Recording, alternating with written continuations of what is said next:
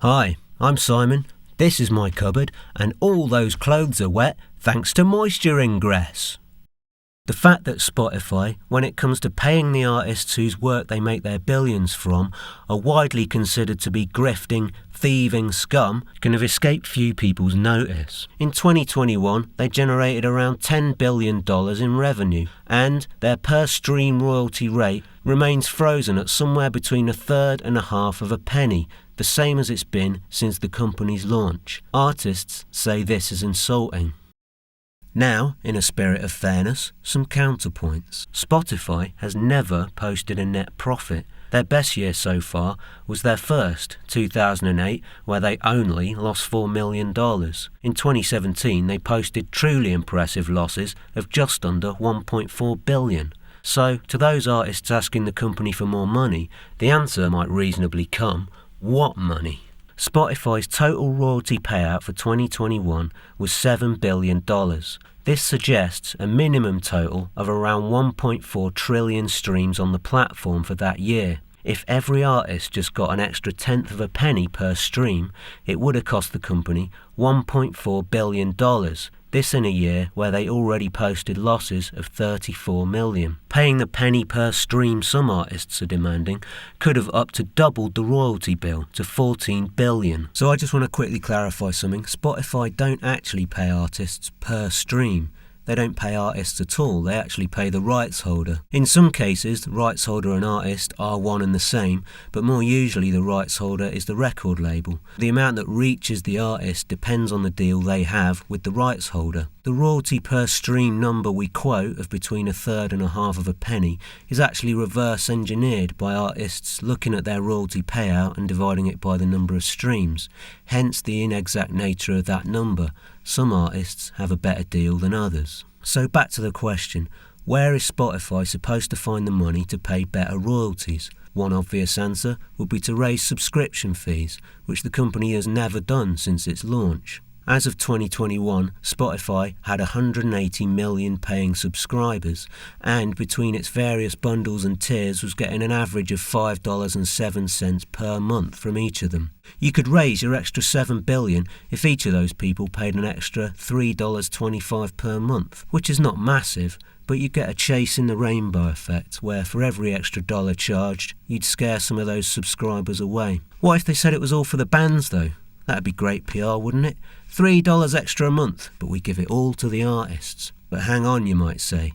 The company's never made a profit. Surely if they raised subscription fees, the first thing they'd have to do is plug their leaky bottom line. Well, what if Spotify's loss-making claims aren't true? Or, to put it another way, Spotify's loss-making claims aren't true. I'm sure some of you have heard of Hollywood accounting. This is where a movie studio might promise a writer or a director or some other poor sod a cut of the film's profits, and then, when the film goes on to be a massive, world-beating smash hit, they say to them, but viewed through this series of lenses, the film actually lost money. Soz. Well, that series of lenses is called Hollywood accounting, although it might just as well be called corporate accounting, because these days they're all at it.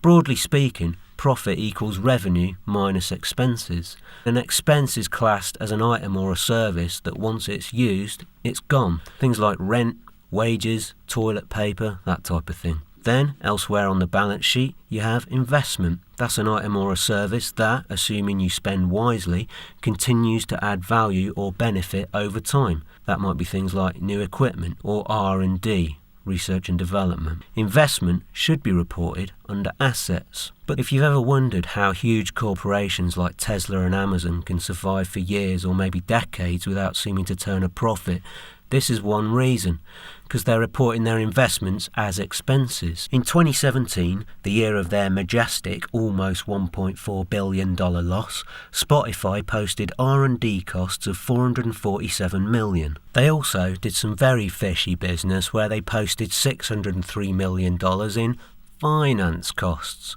Costs that were theoretical only, with no associated outflow in cash. But let's just stay focused on the things that can be grasped by somebody with my sub-zero comprehension of corporate finance. R&D is an investment and not an expense. What other things might Spotify be claiming as expenses that they shouldn't be? How's about sales and marketing? That's clearly an investment, and they spend hundreds of millions a year on it. Here's a graph of Spotify's reported net losses from 2012 to 2021. What happens if we plot the same graph using adjusted figures, removing the R&D and the S&M from the expenses column?